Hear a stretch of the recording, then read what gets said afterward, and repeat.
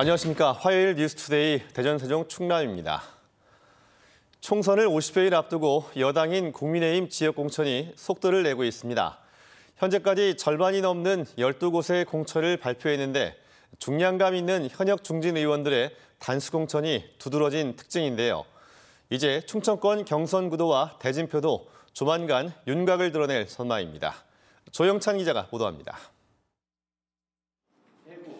국민의힘이 대전, 세종, 충남에서 가장 먼저 공천을 확정지은 곳은 충남 4개 지역구입니다. 천안시 갑의 신범철 전 국방부 차관을 비롯해 공주부여 청양 정진석 전 비대위원장 겸 오선의 국회 전 부의장, 서산 태안 성일종 재선 의원이자 전 정책위의장, 정용선 전 국민의힘 당진시 당협위원장이 모두 단수 추천입니다. 곧바로 대전 지역 단수 공천도 발표했는데 동구의 윤창현 현 비례대표 국회의원과 최근 더불어민주당에서 입당한 오선의 중진 이상민 전 국회 법제사법위원회 위원장의 유성을 지역입니다. 과학기술 R&D 예산 삭감 파동과 같은 일이 벌어지지 않도록 정부와 여당 내에서 과학기술을 창구 역할을 하는 지속적인 정책적 또 예산 뒷받침이 이루어지도록 앞장설 것이고요.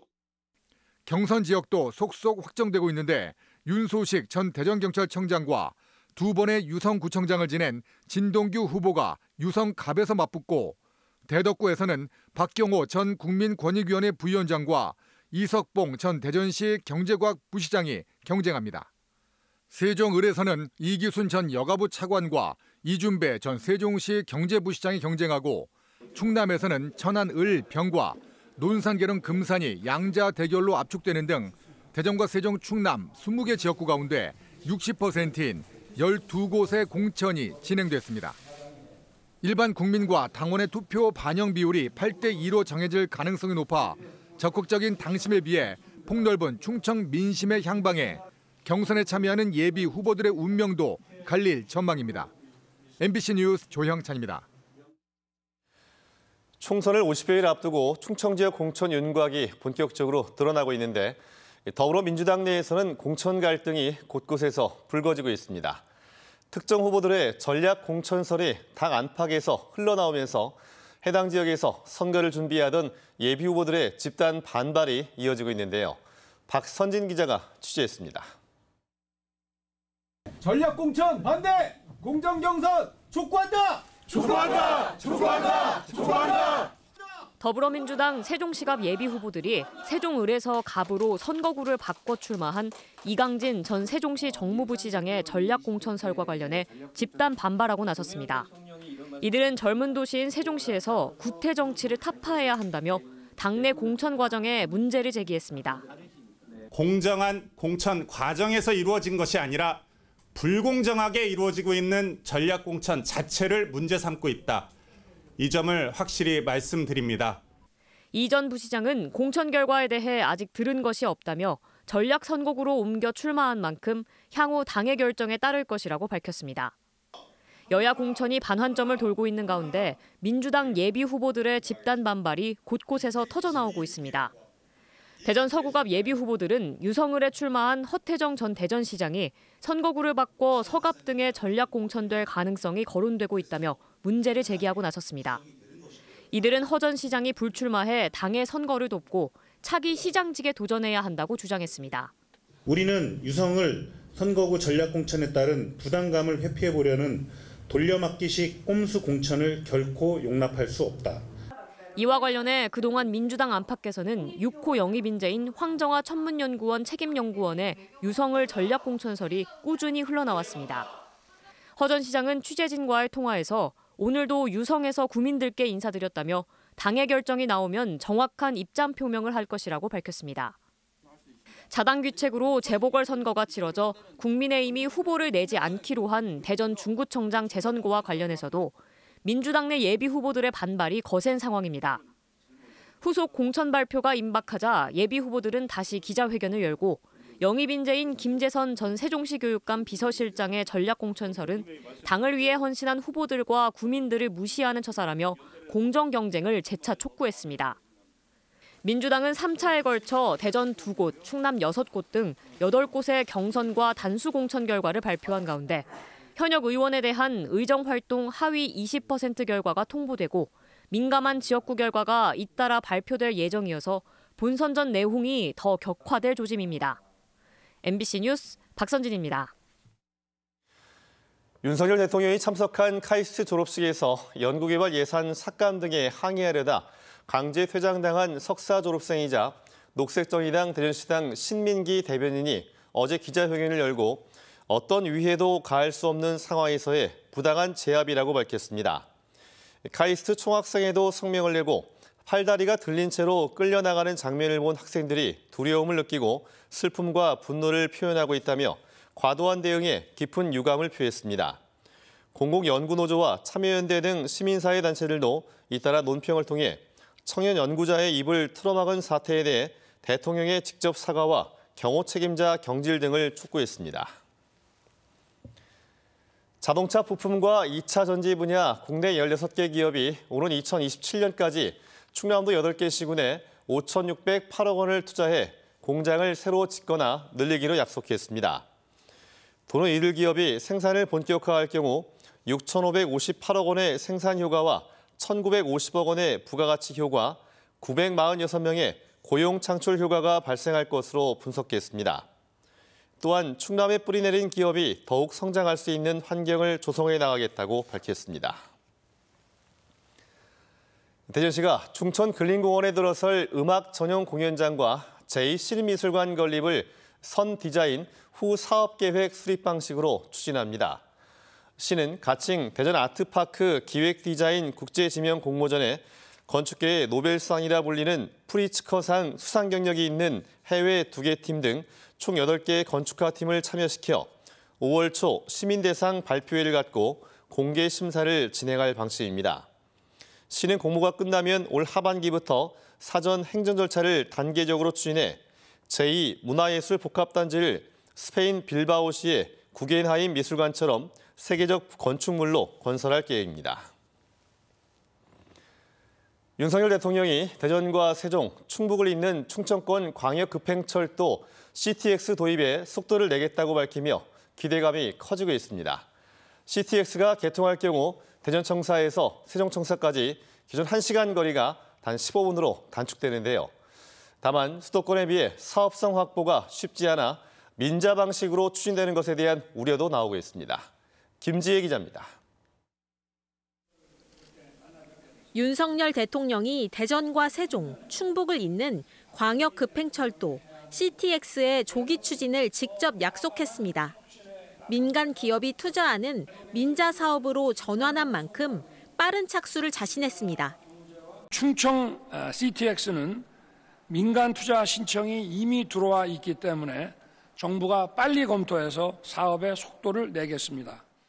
이 노선이 완공되면 정부 대전청사와 청주공항까지는 기존 1시간 40분에서 53분, 정부 세종청사에서 정부 대전청사는 1시간에서 15분으로, 오송역에서 충북도청은 46분에서 13분으로 이동 시간이 단축됩니다. 분산권에 이제 사시는 분들도 많고 그런 분들은 대전역까지 가서 타시는 것보다 정부청사에서 탑승해서 서울까지 가실 수 있으면 아무래도 좀 타시는 분들이 많이 있을 것 같습니다. 향후 조치원역을 기점으로 천안과 서울까지 도달해 GTX와도 연결할 방침으로 정부는 오는 4월 CTX 구축과 관련해 민자 적격성 조사를 착수합니다. 투자 비용은 4조 5천억 원, 민간이 50% 이상을 투자하고 나머지는 정부와 지자체가 분담하게 됩니다. 다만 이러한 대형 사업이 수도권도 아닌 지역에서 순항할지가 관건입니다. 유동 인구가 적은 지방은 경제성 확보가 어렵기 때문에 민자철도가 과연 정부 계획대로 진행될 수 있을지 우려가 큽니다. 운영 적자를 요금으로 올리면서 결국 시민의 부담으로 이어질 가능성도 배제할 수 없기 때문입니다. 민자 사업으로 추진했을 경우는 여러 가지 변수들에 시달리게 되는데 우리 대전, 세종, 충청권은 거주 밀도가 낮아서 그 사업 타당성이 수도권보다 미치질 못합니다. 일각에서는 CTX 정책이 총선용이라는 비판도 나오는 가운데 수요 예측에 따른 경제성 확보, 활발한 민간시장 참여 등이 사업 추진의 성패를 가를 것으로 보입니다. MBC 뉴스 김지혜입니다. 당진시 농업기술센터는 오늘 4월 12일까지 관내 사과와 배 농가를 대상으로 과수화상병 전염원 사전 제거를 위한 예찰에 나섭니다. 이는 생육기 이전에 병원군이 잠복하고 있는 이른바 무병진 기주를 조기에 제거해 과수화상병 확산을 사전에 차단하겠다는 계획입니다. 당진에서는 지난 2021년 첫 발병 이후 지금까지 37개 농가 23헥타르에서 과수화상병이 발생했습니다. 서산시가 오늘 4월까지 서산에서 출하된 제철 달래 60여 톤을 전국 대형마트 150여 곳에 납품합니다. 운산과 해미, 음암면 일대에서 연간 1,000톤이 넘게 생산되는 서산 달래는 전국 생산량의 60%를 차지하고 있으며 높은 영양과 풍미를 인정받아 전국 달래 최초로 특허청 지리적 표시 단체 표장이 등록됐습니다. 독립기념관이 제105주년 3.1절을 맞아 관객이 직접 참여하는 다채로운 문화행사를 추진하기로 하고 명예 독립운동가 1,919명을 모집합니다. 명예 독립운동가는 사전 임무를 수행하고 행사 당일 독립선언 퍼포먼스에 참여해 1919년 3월 1일 진정한 자주독립이 시작된 그날의 외침을 함께 재현하게 됩니다. 참여를 원하는 관람객은 독립기념관 누리집에서 신청하면 되고 참여 시 기념품도 제공합니다. 정부의 의과대학 정원 확대에 반발한 전공의들이 집단 행동에 나선 가운데 지역에 있는 전공의들도 잇따라 사직하겠다는 뜻을 밝히고 있습니다. 이 때문에 일부 대학병원에서는 수술이 미뤄지는 등 실제 차질도 발생하고 있습니다. 오늘은 지역 의대생들이 동맹 휴학에 나설 예정입니다. 이승섭 기자입니다.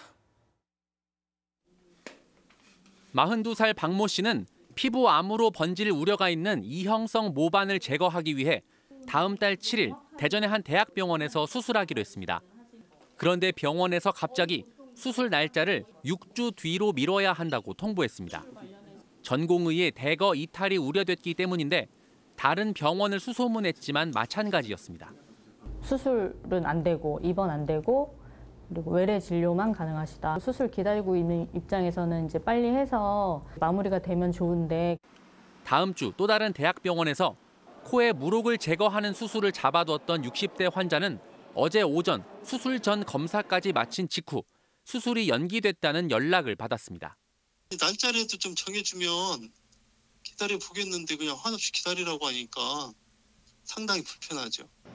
대전 성모병원을 비롯해 대전과 천안에 있는 8개 종합병원 전공의 785명 가운데 어제 오후 6시를 기준으로 사직 의사를 밝힌 전공의는 4분의 1가량인 200명으로 파악됐습니다.